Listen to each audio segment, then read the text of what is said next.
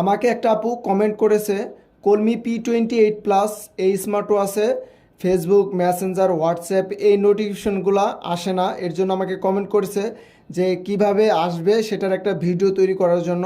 তো সবার প্রথমে ডাফিট এই অ্যাপসটি ইনস্টল দিতে হবে। ইনস্টল দেওয়ার পর আপনার কানেকশন করতে হবে। কানেকশন করার পর এই যে এখানে নোটিফিকেশন আছে, এখানে অ্যালাউ করে দিবেন।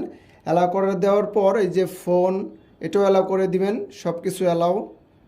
তারপর মেসেজ অ্যালাউ, তারপর ফেসবুক এটাও অ্যালাউ করে দিবেন আপনি। তারপরে ইনেবল, তারপরে এই যে ডাফিট এখানে একটা অপশন আছে এটাও অ্যালাউ করে দিবেন। ব্যাকে গেলাম।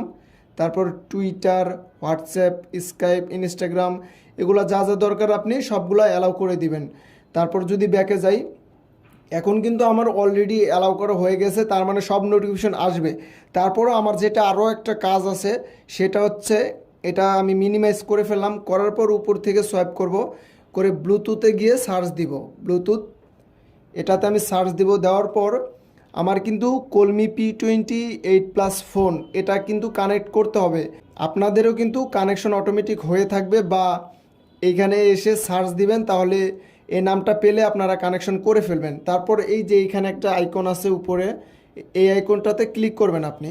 করার পর কন্ট্যাক্ট শেয়ারিং, এই যে কন্ট্যাক্ট শেয়ারিং এটাও কিন্তু অ্যালাউ করে দিতে হবে, কারণ এটা যদি আপনি অ্যালাউ না করেন কোনো ইনফরমেশনে আপনি পাবেন না। বিশেষ করে এটা কিন্তু অ্যালাউ করে দিতে হবে। তো এই ছিলই সহজ ভিডিও, এটা হয়তো অনেকেই জানে না। আর আমি ভিডিও করি সাধারণত স্মার্ট ওয়াচের যে কোনো প্রবলেম থাকলে আমাকে নক করবেন, আমি তার সমস্যার সমাধান করে দিব ইনশাল্লাহ। তো এই ছিল আজকের ভিডিও। আপুকে কমেন্ট করার জন্য ধন্যবাদ। তো সবাই ভালো থাকবেন, সুস্থ থাকবেন এবং টেকডেনের সাথে থাকার জন্য সবাইকে ধন্যবাদ। আসসালামু আলাইকুম।